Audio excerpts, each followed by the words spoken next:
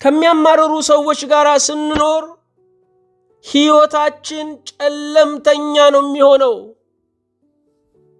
በዓለም ላይ ማመስገንም ማማረርም ምርጫ ነው። ለማማረር በቂ ምክንያት አለ። ለማመስገን ያለን ምክንያት ግን ከምክንያት በላይ የሆነው እግዚአብሔር ነው። ማመስገንም ማማረርም ሁለቱም ምርጫ ነው። በማማረር የበለጠ ሁኔታውን እናመረዋለን። በማመስገን ግን በጉዳያችን ላይ የእግዚአብሔርን ሕልውና እንጋብዛለን።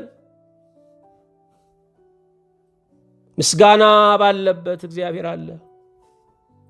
ምስጋና ባለበት ቅዱሳን መላእክት በዙሪያችን አሉ። ስናመሰግን ምድራውያን ሰዎች ሰማያውያን መላእክት ነው የምንሆነው። ስናመሰግን ዘላለማዊ ተግባራችን ጋር ነው የምንገናኘው። ወደ ሰማይ የምንሄደው ለማረስ ለመቆፈር አይደለም፣ ለማመስገን ነው። ምስጋና ራስን በዘላለማዊነቱ ውስጥ መሰወር ስለሆነ ጊዜያዊው ጉዳይ እንዳያስበረግገን ያደርጋል።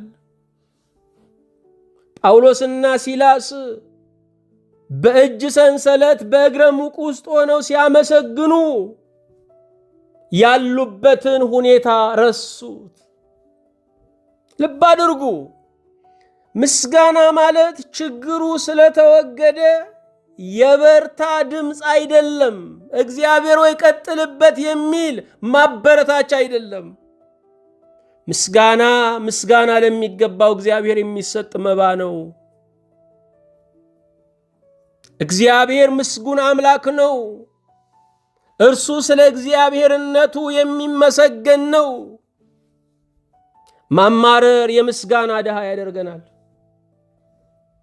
ማማረር ያሉንን በጎ ነገሮች የተሰጠንን ጸጋ በዙሪያችን የተቀመጡትን አቅሞች እንዳናይ ያደርገናል።